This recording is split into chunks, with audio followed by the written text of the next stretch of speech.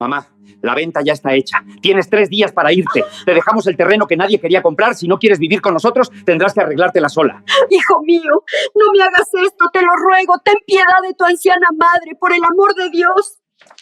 Deberías agradecérnoslo. Y no esperes llegar a Pascua con todo ese orgullo tuyo, porque el orgullo no se come. Cuando tengas hambre, escríbenos.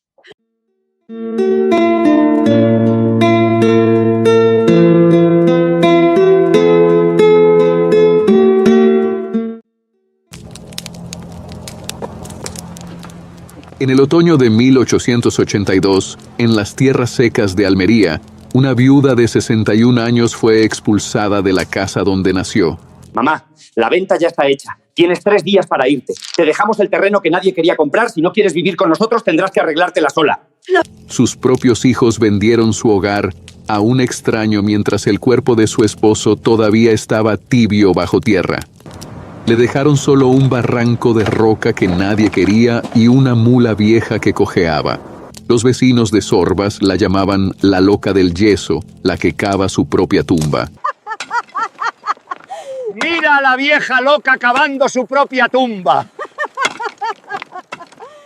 No sabían que cuando la gran sequía de 1883 secara cada pozo del pueblo, todos tendrían que subir esa loma, sombrero en mano, a pedirle un trago de agua. ¿Podrías darnos un poco de tu agua, por favor? Suscríbete y cuéntame en los comentarios de dónde nos ves hoy.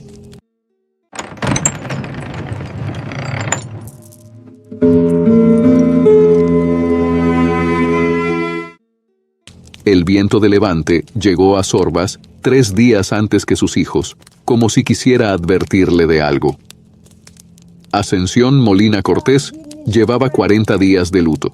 40 días vistiendo el mismo traje negro que usó para enterrar a Ginés. 40 días cocinando para una sola persona por primera vez en su vida. Aquella mañana de octubre se levantó antes del amanecer para encender el fogón y calentar un poco de achicoria, porque el café auténtico hacía meses que no llegaba al pueblo. Estaba sentada en la cocina, mirando la silla vacía de su esposo, cuando oyó el ruido de la diligencia de Vera entrando por el camino de la Rambla de Urrá. No esperaba visitas.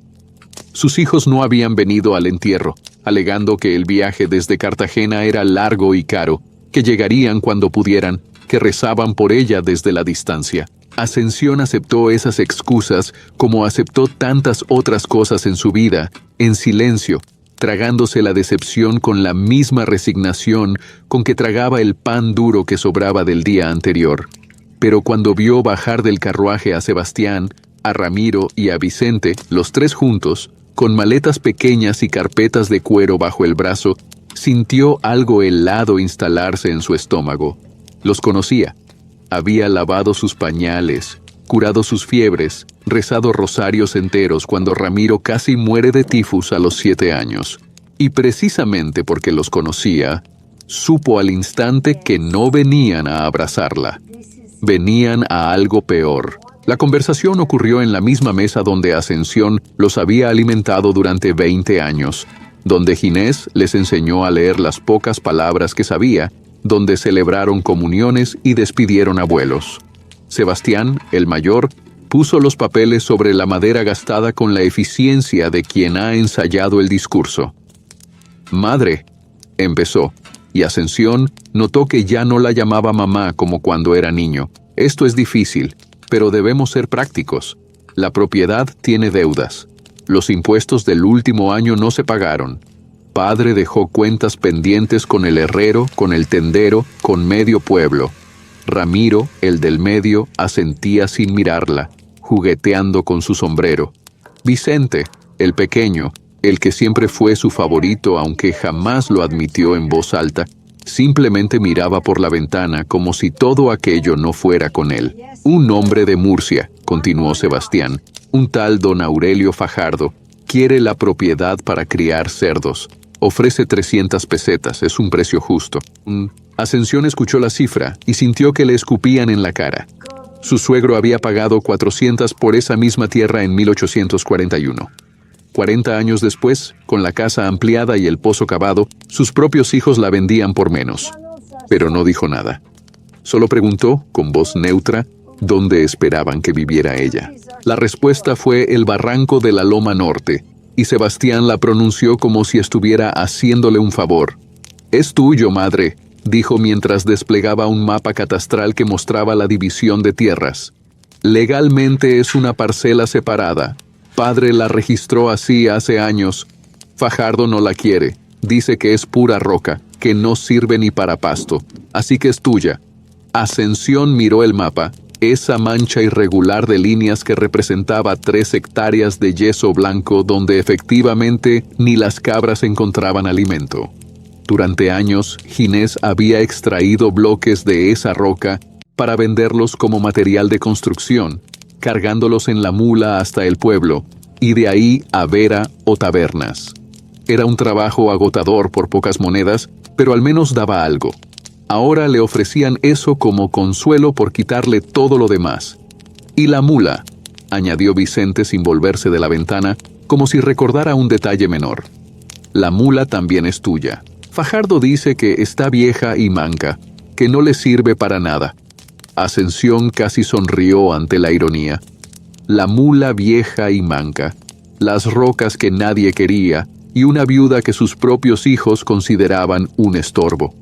Era una colección perfecta de cosas inútiles que el mundo moderno descartaba sin remordimiento. Lo que más dolió no fueron los papeles ni las excusas, ni siquiera la cantidad miserable de pesetas.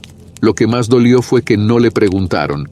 Cuando Ascensión entendió finalmente lo que estaba pasando, cuando comprendió que la venta ya estaba hecha, que sus hijos habían firmado documentos en Cartagena antes siquiera de pisar Sorbas, sintió algo quebrarse dentro de su pecho.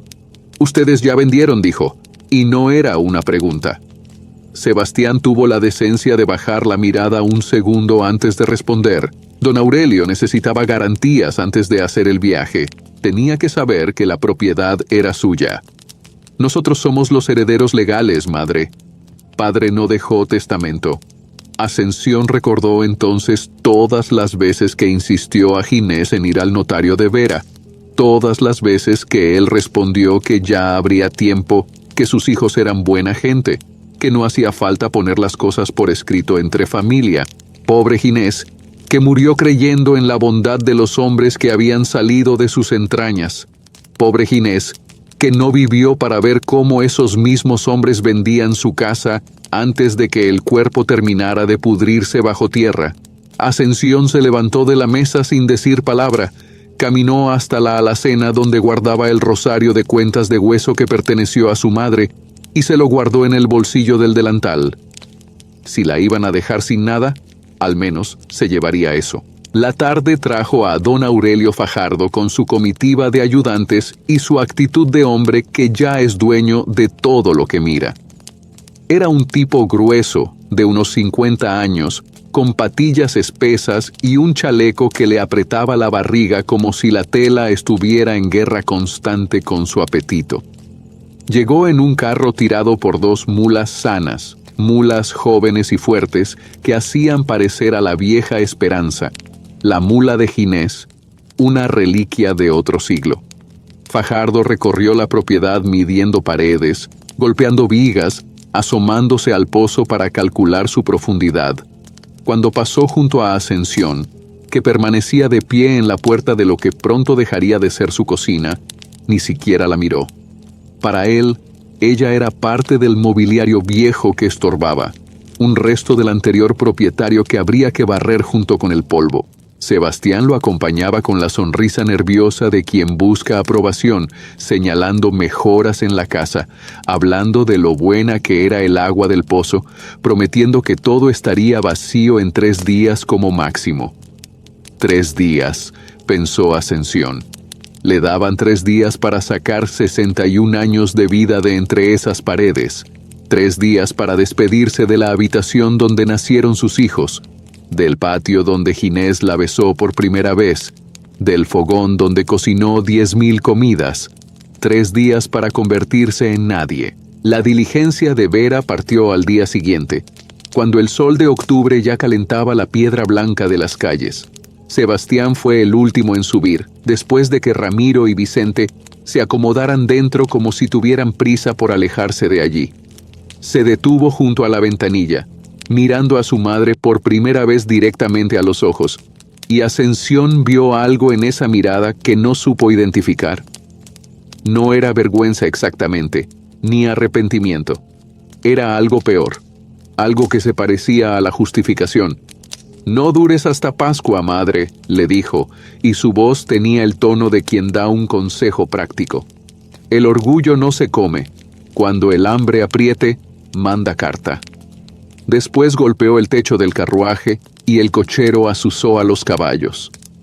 Ascensión permaneció inmóvil junto al pozo de la plaza, con el rosario de hueso en una mano y la cuerda de esperanza en la otra, viendo cómo el polvo levantado por las ruedas tardaba varios minutos en volver a posarse sobre las piedras. Los vecinos observaban desde las puertas, esperando el llanto de la viuda abandonada, el colapso de la mujer que acababa de perderlo todo. Pero Ascensión no lloraba. Miraba hacia la loma norte, hacia el barranco de roca blanca que todos despreciaban, y sus ojos tenían una expresión que nadie en Sorbas supo descifrar. No era derrota, aunque muchos la confundieran con resignación. Era cálculo. Era el principio de algo que ninguno de ellos podía imaginar todavía.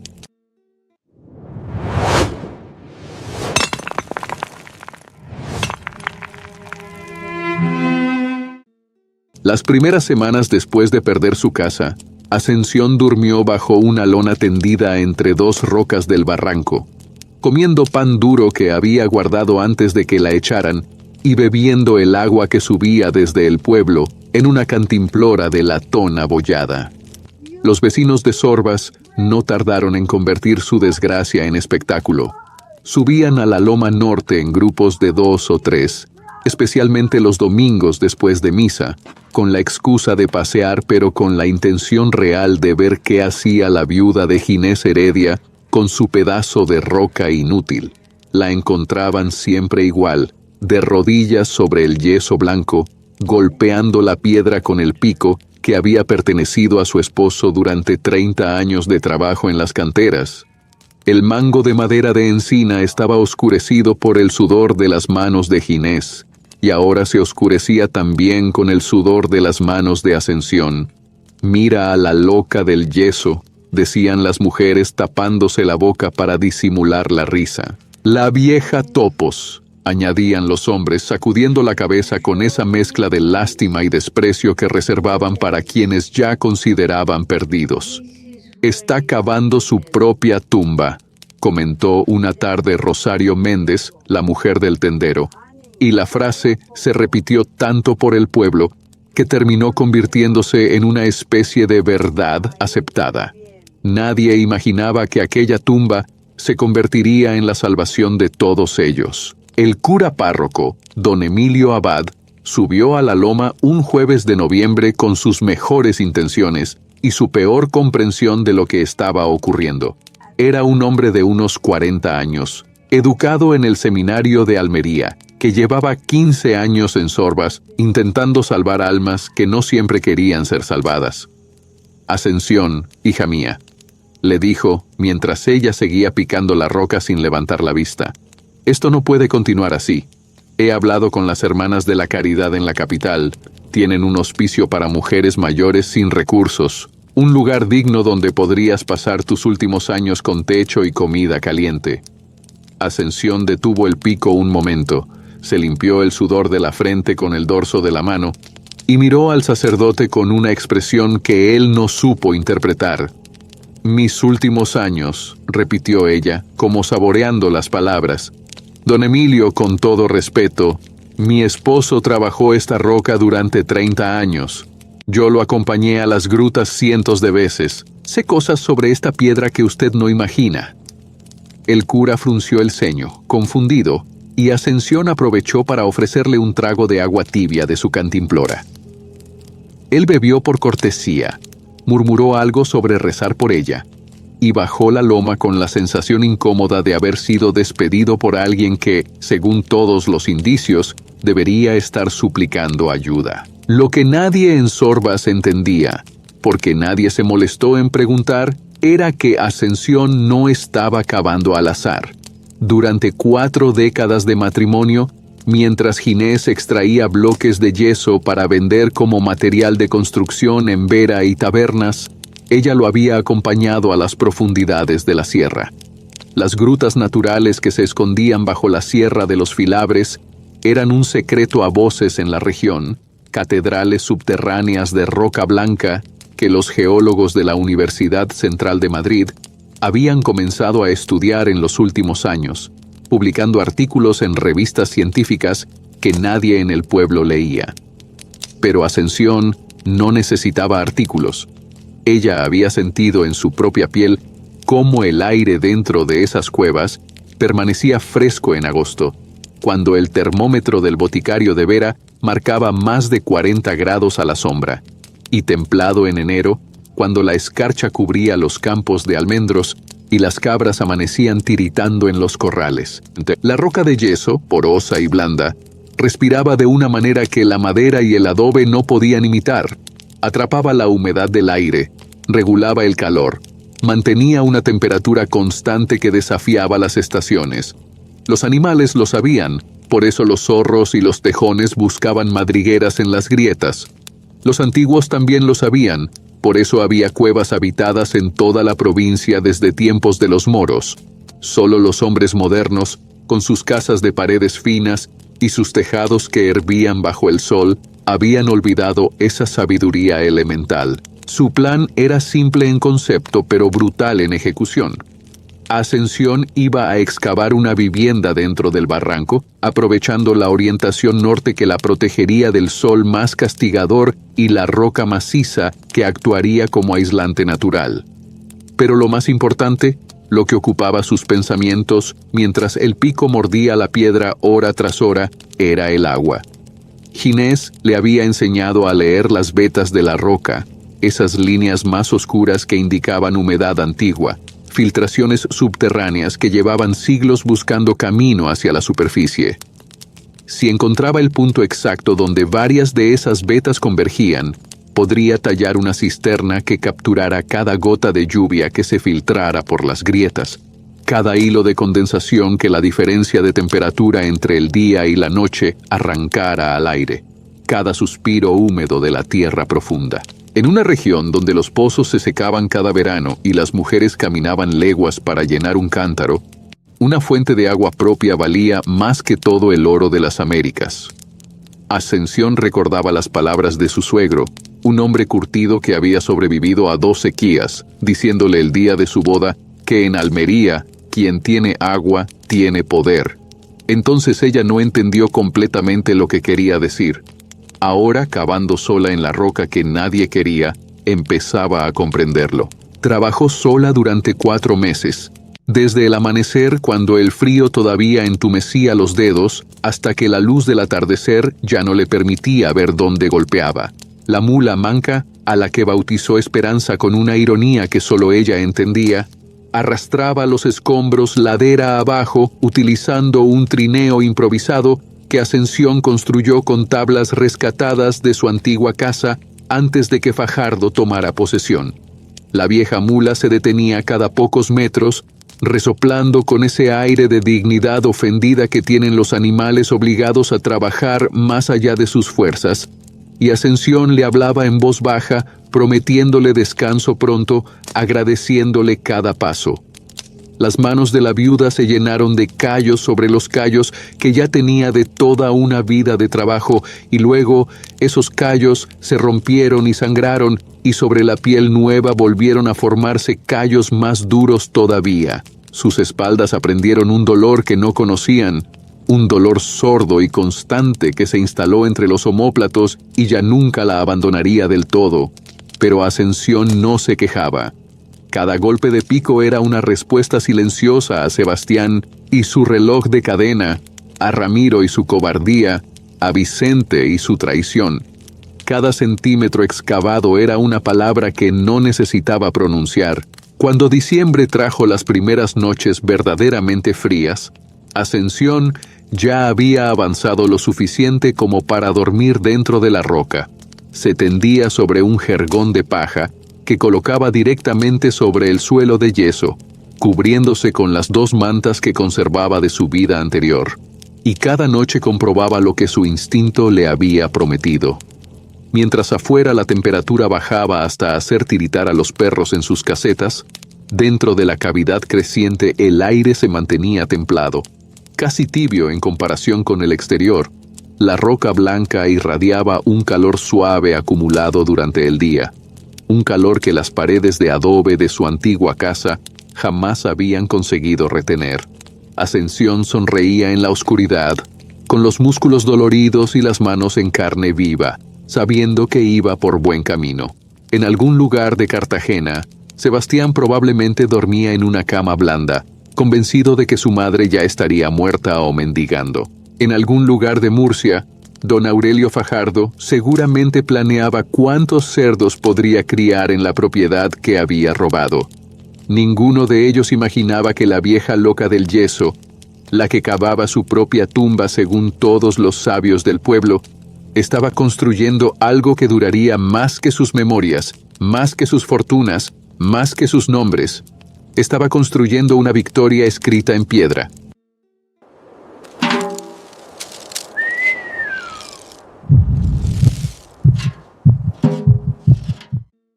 La primavera de 1883 llegó sin nubes, y al principio nadie se preocupó demasiado. En Almería estaban acostumbrados a los cielos despejados, a contar los días entre una lluvia y otra, a mirar el horizonte buscando señales que casi nunca llegaban. Pero cuando abril pasó sin una sola gota y mayo trajo solo viento caliente del sur, los más viejos del pueblo empezaron a murmurar palabras que los jóvenes no querían escuchar. Sequía. La palabra se repetía en voz baja junto al pozo de la plaza, en las colas del horno donde las mujeres compraban pan, en las partidas de cartas que los hombres jugaban a la sombra de la iglesia de Santa María. Sequía como la del 68, decían algunos. Peor que la del 68, corregían otros. Para junio, los campos de almendros que rodeaban Sorbas empezaron a mostrar hojas amarillentas en los bordes, una señal de estrés que los agricultores conocían demasiado bien. Para julio, el río Aguas, que daba nombre y sustento a toda la comarca, se había reducido a un hilo vergonzoso que apenas mojaba las piedras del cauce. Y el cielo seguía vacío, azul y despiadado, como si alguien hubiera cerrado una compuerta en las alturas y se hubiera olvidado de la llave. Los periódicos de la capital, como la Crónica Meridional, empezaban a publicar noticias sobre la falta de lluvias, pero en Sorbas nadie necesitaba leer periódicos para saber lo que estaba pasando. Lo veían cada mañana en el nivel del pozo, cada día más bajo.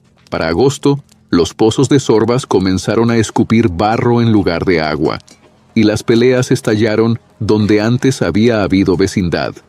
La familia Cortés, que no tenía parentesco con Ascensión, a pesar del apellido compartido, acusó a los Méndez de robar agua durante la noche.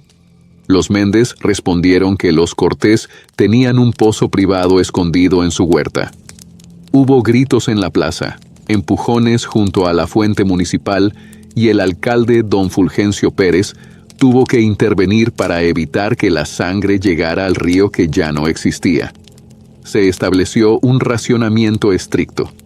Cada familia podía llenar un cántaro por día, no más, y quien fuera sorprendido tomando de más sería multado con 5 pesetas o 10 días de trabajos comunitarios. Pero el racionamiento solo funcionaba mientras hubiera algo que racionar. Para septiembre, el pozo municipal dejó de dar agua por completo. La última cubeta que subió traía más lodo que líquido, una pasta marrón que ni los animales querían beber. El pánico, contenido durante meses por la esperanza de que mañana llovería, finalmente se desbordó. Hubo quien cargó sus pertenencias en un carro y partió hacia Vera o hacia la costa, buscando pueblos con mejor suerte. Hubo quien cayó de rodillas en la iglesia, rezando rosarios hasta quedarse afónico. Y hubo quien empezó a mirar hacia la loma norte, recordando rumores que antes parecían chistes. Los rebaños fueron los primeros en morir, y su agonía fue lenta y terrible. Las cabras de Roque Segura, un pastor que llevaba 30 años cuidando el mejor ganado de la comarca, empezaron a caer una por una, demasiado débiles para mantenerse en pie, pero todavía vivas, mirando a su dueño con ojos que parecían preguntar por qué las había abandonado. Roque les daba el agua que él mismo necesitaba para vivir, racionando su propio trago para mojar los labios resecos de sus animales, pero no era suficiente.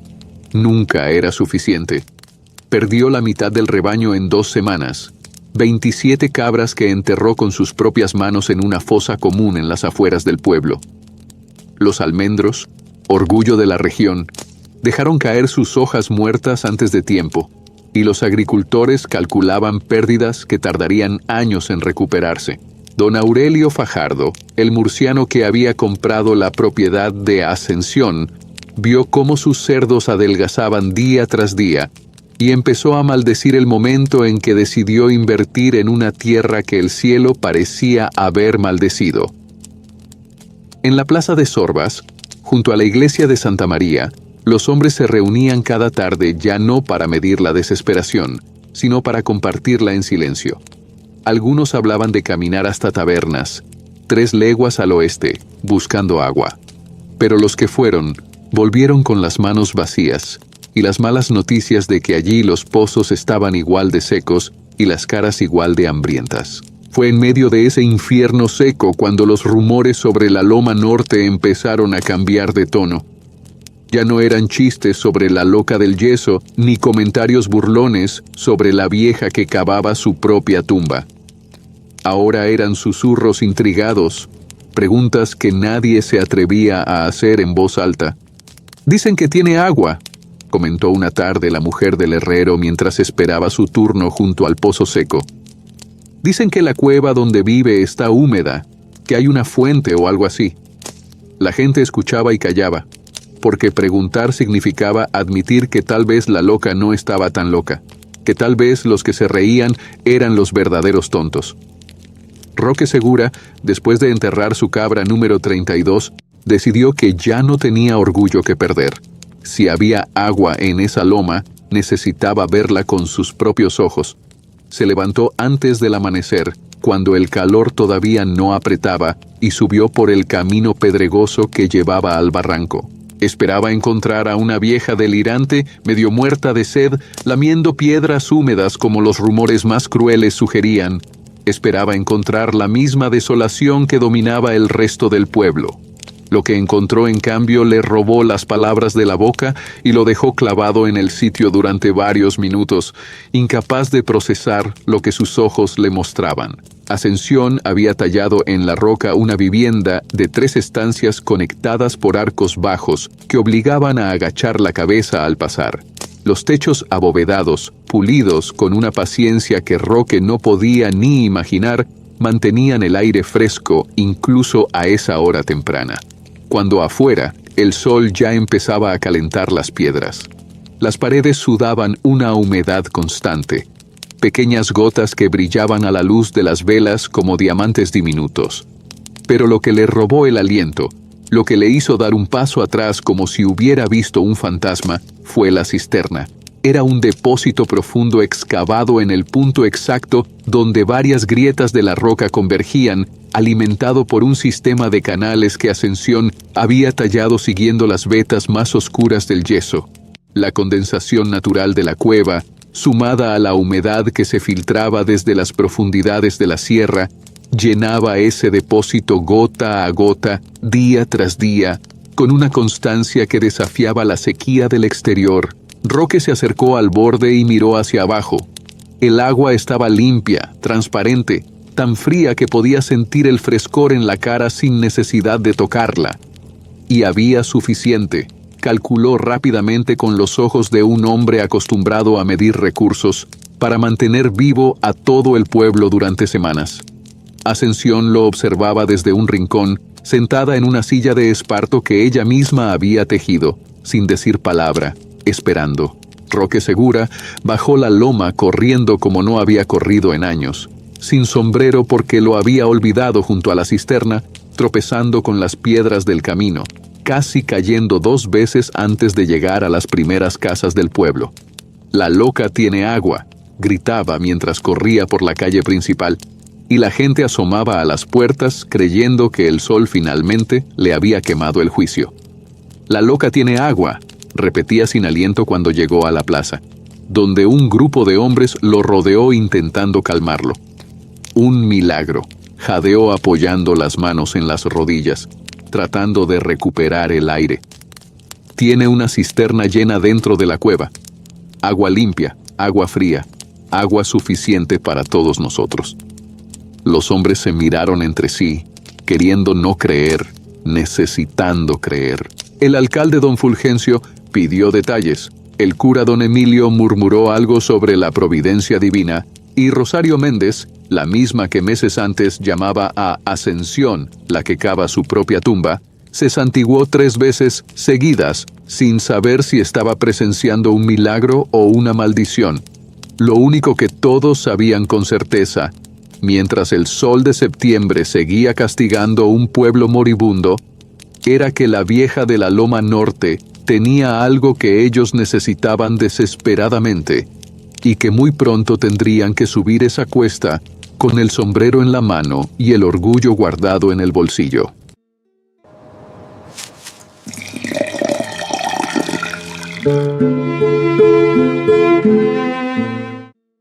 Durante los meses más duros de la sequía, Ascensión vio desfilar por su barranco a todos los que se habían reído de ella, y descubrió que la venganza más dulce no requiere palabras ni gestos grandilocuentes.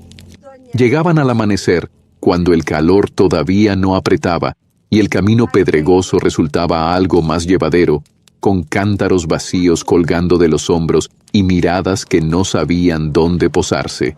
Ella los recibía siempre igual, sentada en una silla de esparto que había tejido ella misma durante las largas noches de invierno, junto a la entrada de su cueva, con la mula Esperanza mascando cardos secos a su lado. No cobraba dinero porque sabía que nadie lo tenía, que la sequía había vaciado los bolsillos igual que los pozos. Cobraba en otra moneda, una que no se acuñaba en ninguna casa de moneda, pero que valía más que todas las pesetas del reino. Cobraba en respeto, en silencio, en la humillación callada de quienes tuvieron que tragarse cada burla que habían pronunciado. Rosario Méndez, la mujer del tendero que la había llamado la que cava su propia tumba, fue de las primeras en subir la loma.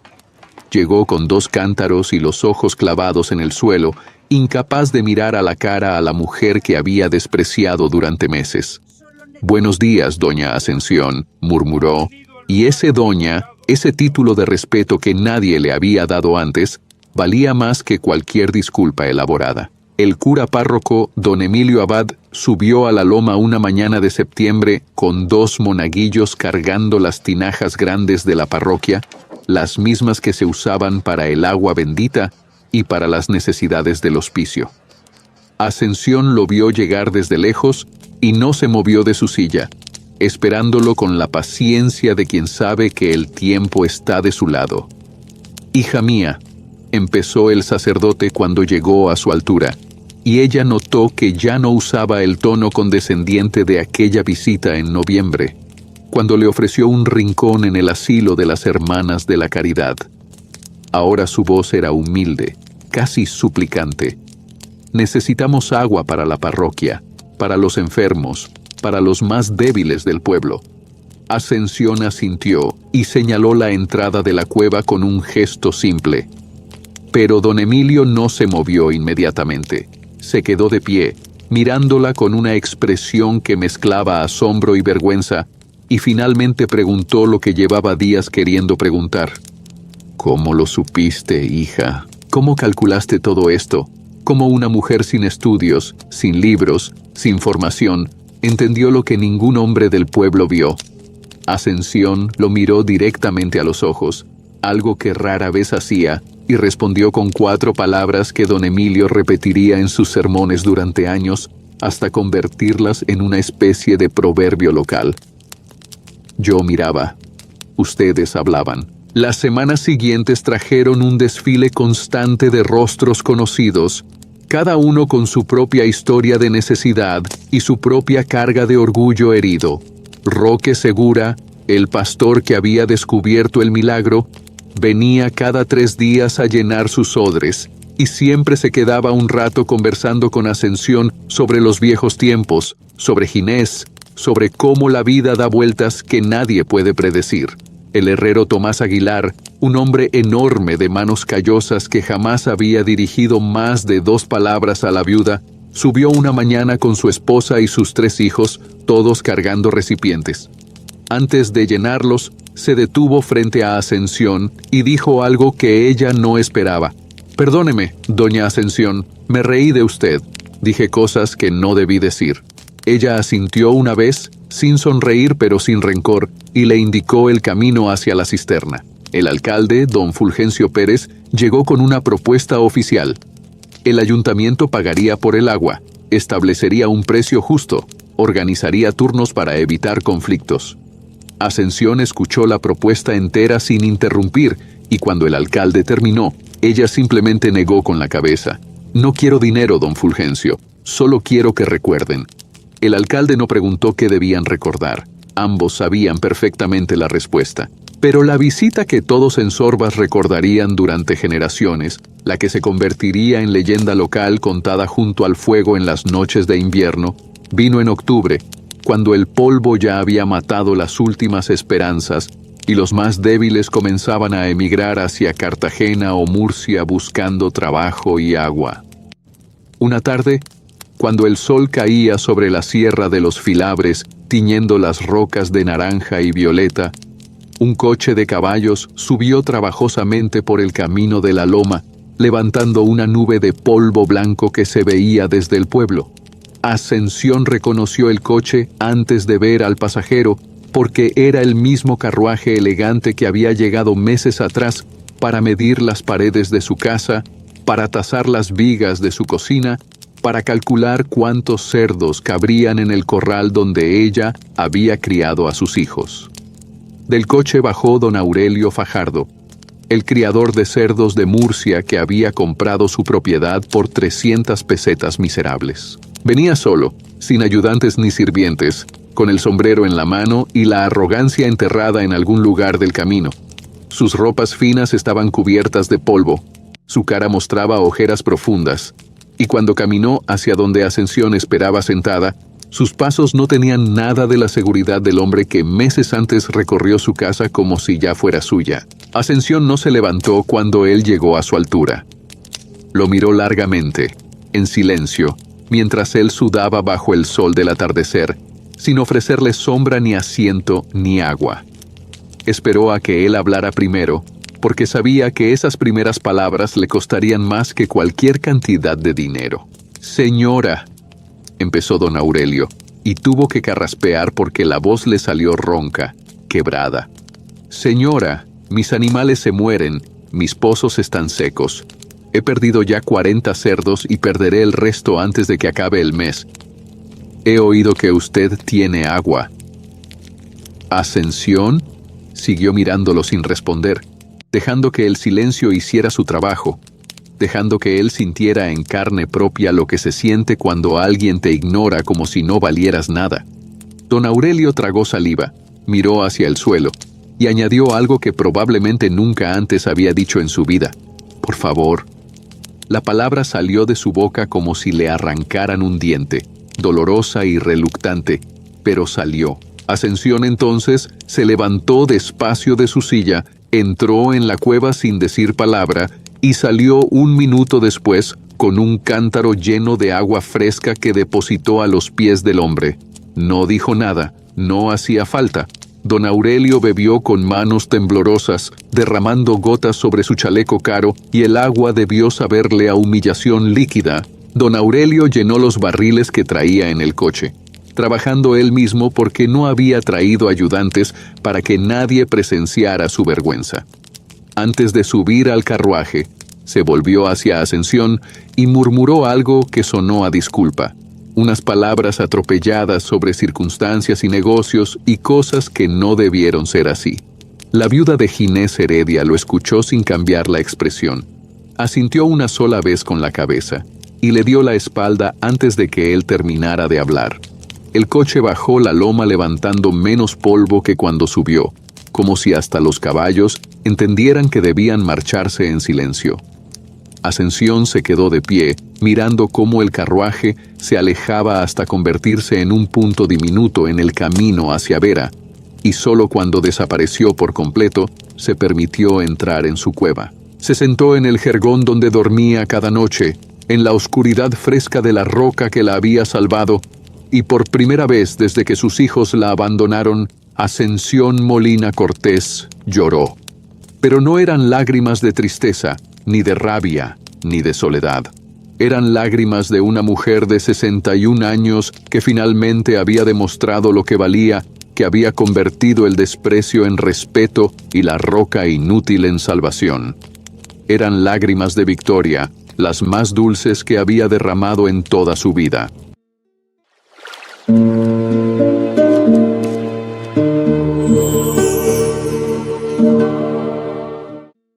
Cuando las lluvias regresaron en la primavera de 1884, cayendo sobre Sorbas con una generosidad que parecía una disculpa del cielo, el pueblo que despertó bajo aquel aguacero ya no era el mismo que había agonizado durante meses. 3 familias habían comenzado a excavar sus propias cuevas vivienda en los barrancos de yeso que rodeaban el pueblo, siguiendo los consejos de Ascensión y descubriendo que la roca que antes despreciaban era en realidad un regalo escondido a plena vista. Roque Segura, el pastor que había perdido medio rebaño pero conservado su curiosidad, fue el primero en terminar su excavación, una vivienda modesta de 2 estancias que mantuvo a su familia fresca durante el verano siguiente mientras los vecinos de casas tradicionales seguían sudando bajo techos de teja. El herrero Tomás Aguilar excavó una cueva más grande para su familia numerosa y añadió una fragua subterránea que funcionaba mejor que su antiguo taller porque la temperatura constante le permitía controlar el fuego con precisión. Ascensión subía y bajaba la loma cada semana, revisando el progreso, corrigiendo errores, enseñando a leer las vetas oscuras de la piedra que indicaban dónde encontrar humedad. No cobraba por sus consejos, pero tampoco rechazaba los regalos que le traían: huevos frescos, aceite de oliva de la última cosecha antes de la sequía, telas para hacerse un vestido nuevo que reemplazara el negro de luto que llevaba desde la muerte de Ginés. El alcalde don Fulgencio Pérez bajó de su despacho un martes de abril para hacerle una propuesta formal. La encontró sentada junto a la entrada de su cueva, remendando una manta con la paciencia de quien ha aprendido que las prisas no sirven para nada, y esperó a que ella levantara la vista antes de hablar. Doña Ascensión, empezó, usando el título de respeto que ahora todo el pueblo empleaba, vengo en nombre del ayuntamiento a pedirle que enseñe su método a quien quiera aprenderlo. Queremos establecer una escuela, un taller, algo oficial donde usted transmita este conocimiento. Habrá una compensación, por supuesto. Ascensión dejó la aguja sobre la manta y miró al alcalde con esos ojos que habían aprendido a calcular el valor real de las cosas. Aceptó, don Fulgencio. Pero tengo una condición. El alcalde asintió, preparado para negociar un salario o un título honorífico. Lo que escuchó, en cambio, lo dejó en silencio durante varios segundos. Quiero que ninguna mujer viuda sea despojada de su tierra mientras yo viva para atestiguarlo, dijo Ascensión. Quiero un documento firmado, con sello oficial, que proteja a las viudas de este pueblo de lo que me hicieron a mí. Don Fulgencio tragó saliva, porque sabía exactamente a qué se refería, porque todo el pueblo sabía la historia de cómo sus propios hijos le robaron su casa mientras el cuerpo de su esposo todavía estaba tibio bajo tierra. El documento se firmó el primer domingo de mayo, en la misma plaza donde 1 año y medio antes la habían dejado sola con una mula manca y un rosario de cuentas de hueso. Don Fulgencio llevó la mesa de su despacho hasta el centro de la plaza, junto al pozo que ahora volvía a dar agua gracias a las lluvias, y convocó a todo el pueblo para presenciar la firma. Ascensión llegó vestida con un traje nuevo, el primero que no era negro desde la muerte de Ginés. Una tela azul oscuro que Rosario Méndez le había regalado como forma de disculpa. El cura don Emilio bendijo el documento antes de que se firmara y las campanas de la iglesia de Santa María tocaron como si fuera día de fiesta.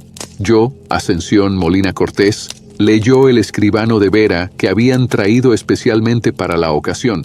Acepto transmitir mis conocimientos sobre construcción en roca de yeso a cambio de que el Ayuntamiento de Sorbas garantice la protección legal de toda viuda en asuntos de propiedad y herencia. Ascensión firmó con una cruz porque nunca había aprendido a escribir su nombre, pero esa cruz valía más que todas las firmas elegantes de los abogados de Cartagena que habían redactado los papeles que le robaron su casa. Cuando levantó la vista después de firmar, vio que varias mujeres del pueblo tenían lágrimas en los ojos, mujeres que sabían que esa protección podría salvarlas algún día. Pero la verdadera catarsis llegó en junio, cuando el cartero de Sorbas subió la loma con una carta que traía matasellos de Cartagena. Ascensión reconoció la letra en el sobre antes de abrirlo, una caligrafía elegante que había pagado con su propio dinero cuando mandó a Sebastián a la escuela del pueblo hace 40 años. Se sentó en el interior fresco de su cueva, encendió una vela de cebo porque la luz del exterior no llegaba hasta el rincón donde guardaba sus cosas, y abrió el sobre con dedos que no temblaban. La carta era breve, apenas media página, y cada palabra destilaba una cobardía que Ascensión reconoció inmediatamente. Madre, empezaba, sin el querida que habría correspondido.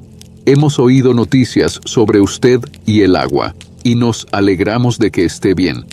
Tal vez nos precipitamos con la venta. Tal vez deberíamos haberla consultado antes. Tal vez podríamos visitarla pronto, cuando los negocios lo permitan. Era de Sebastián, el mayor, el del reloj de cadena, el que le dijo desde la ventanilla de la diligencia que no esperara llegar a Pascua.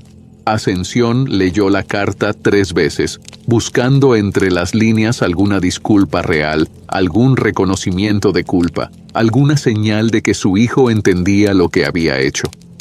No encontró nada. Ascensión dobló la carta cuidadosamente, siguiendo los pliegues que ya traía del viaje, y la guardó en una caja de madera de olivo, donde conservaba el rosario de cuentas de hueso que perteneció a su madre. No la quemó porque no sentía rabia, y no la rompió porque no sentía dolor. Simplemente la guardó como se guarda un recuerdo de algo que ya pasó y no volverá. Nunca respondió. No por rencor, aunque habría tenido derecho a sentirlo. Por algo más profundo. Algo que había aprendido durante aquellos meses cavando sola en la roca, mientras todo el mundo la daba por muerta.